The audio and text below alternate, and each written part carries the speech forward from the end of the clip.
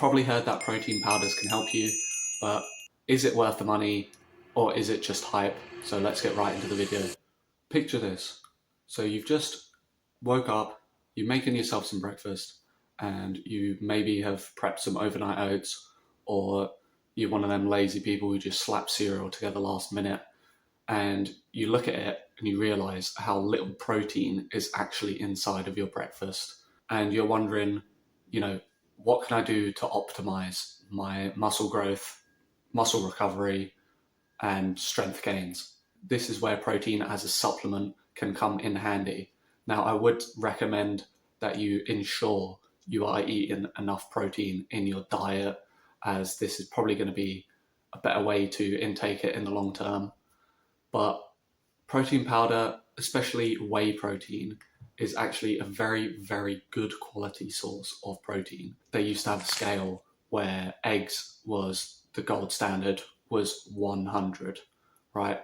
And then as you go down the list, it gets lower and lower protein sources. Casein is actually the worst, I believe. So if you're trying to supplement with casein as protein, God help you, because you're wasting your money there. But whey protein, so when that became a thing, they tested that, and on that scale, it was 105. So it is actually the best quality protein you can get. Full amino acid range, very easily absorbable into your body. So I would recommend it as a good quality source of protein. So the sweet spot for the amount of protein you want to get each day is between 1.6 to 2.2 grams per kilogram of body weight. And you can just kind of convert this to about a pound of body weight for 1 gram of protein. So if you're 180 pounds, you need 180 grams of protein. If you're getting more in, don't worry, it's not going to do you any harm.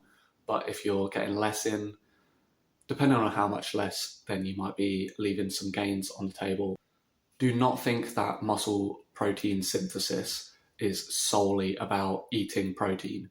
You also need to train in order for your body to want to build the muscles. So, you've got protein and training, and they both are synergistic with each other in terms of muscle building.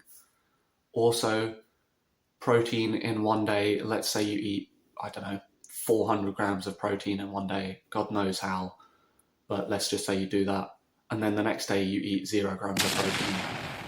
It's probably not the best idea to do something that extreme, or likewise. You want to be consistent with your intake. So that's why a daily protein goal is quite important. It's going to help you with that consistency. And then over time, this is going to add up where you're making sure you hit it and you're not cutting slack. So you've consumed your protein. Now, the first part of breaking down is going to be actually, you chewing it. And there have been studies done, I believe, where the more you chew your protein down, the more actually enters your bloodstream and a bit quicker. Now, this is to a certain extent. It's not like you have to absolutely mash the shit out of it before you swallow. So you've had the chicken breast. Potentially you've cut it up into bits of chicken, and then you've chewed it up into even smaller bits. So now it's going to get even smaller, and it's going to become something called a amino acid, which is pretty much the smallest a protein will get. Depending on the amino acid, it does have a different shape to it, which is why a lot of different things can occur in your body, like muscle contractions, when protein changes shape to it's how your muscles work, basically, the sliding filament theory. ATP interacts with part of your muscle, and then the proteins, they change shape and they sort of crawl along each other. So when they lengthen and then contract, it's literally them sort of crawling along this sort of solid line. I'll show some pictures up to help you understand what I've just described, because I'm pretty sure I've done a bad job. Potentially in another video, I'll go into depth and give some proper detail to that explanation. But for now, this explanation will do. So Like I said, the muscles are made up of protein. That's how their changing shapes interact with each other. And once you've digested it into those tiny amino acids, they're going to spread throughout your body and get taken up where they need to go. Picture it like your muscles are a brick wall, and constantly throughout the day, you are chipping away at that brick wall. And when we intake protein, we have other parts of our body that are just replacing the bricks that have been chipped away pretty much.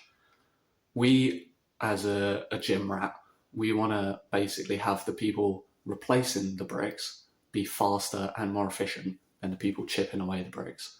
And to do that, we need to make sure that they have enough bricks because they can't replace them without any protein.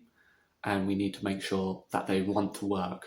And now, to make sure they want to work, you train, you weightlift, and you eat protein. Specifically, leucine is going to be a key activator of the mTOR, which is one of the signals that tells them people to go and place those bricks. Now, when it comes to consuming protein, it's okay if you're doing OMAD or something to just consume it all in one go. It's okay, it's not optimal, but you're not going to be really penalized by it unless, of course, you struggle to fit your daily protein goal in one meal, which, to be honest, I don't understand who wouldn't be able to, because you need to fit 180 grams in if you're 180 pounds in one meal, plus then all the other calories you need for the day, unless you're on a cut or a bulk or whatever. But let's just argue you're trying to maintain your body mass. It's difficult if you're doing OMAD. So ideally, you're going to have about 4 meals a day, potentially 3, potentially 4, potentially 5, but I would say 4 is going to be optimal. Now, this can include a snack, so this is where, substituting protein is going to come into play. A snack meal could literally be a bulk shake or just a protein shake or anything of that kind. It can even be a protein snack, like some sort of bar you buy from the shop, something like that. And that will count as one of those meals. But then obviously the bulk of your diet should be things like chicken breast, turkey, beef, whatever meat source you choose to eat. That is going to be a lot more satiating for you and more sustainable. There is decades of research showing that there is actually zero harm that protein does to your kidneys. So don't worry about anything of that kind. Another myth, more is better. Not necessarily. Your body can actually only consume and use so much protein at once. The rest you're going to piss out, basically. So you will be wasting your money if you're going in excess. That is why the goal of 1 gram per pound of body weight a day is such a neat goal, because it's on the slightly higher end, which is good for gym goers, and you're not consuming too much where you're just basically pissing away your money in the form of protein. So just a quick recap, protein powders are called a supplement for a reason. You do not want to base your diet around things that are supplements. You want to eat consistently real food, and then where you're slacking is where you pick it up with protein shakes or potentially some sort of protein bar to hit your daily goal if you're struggling. If you've already hit it or you're not struggling, then what's the point in having a protein shake? You don't need it, you're wasting money with it. Save it for when you need it on a day where you haven't hit your protein goal, potentially you've been out and about.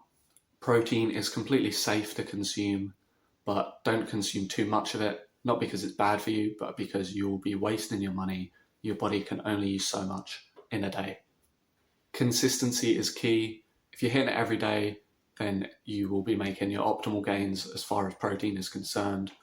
I'll put up some sort of graph now to show you where there's sort of like it's probably going to be an area graph, where if your protein is optimal over time, you're going to have some sort of rectangle left, and that whole area is, let's call it, gains from protein. If you're slacking, that area might dip like that, and then this whole dipped area this area there, you've lost gains pretty much. Now, within 1 or 2 days, that doesn't really matter. But if you're doing that consistently, then it matters and it adds up. So optimize your protein for a daily basis. That is pretty much all you need to know when it comes to protein for muscle building. So I'm going to leave the video there. Let me know if you want to learn more about what it does inside your body, you know, the sliding filament theory, etc., etc. And as always, don't forget to like and subscribe. Peace.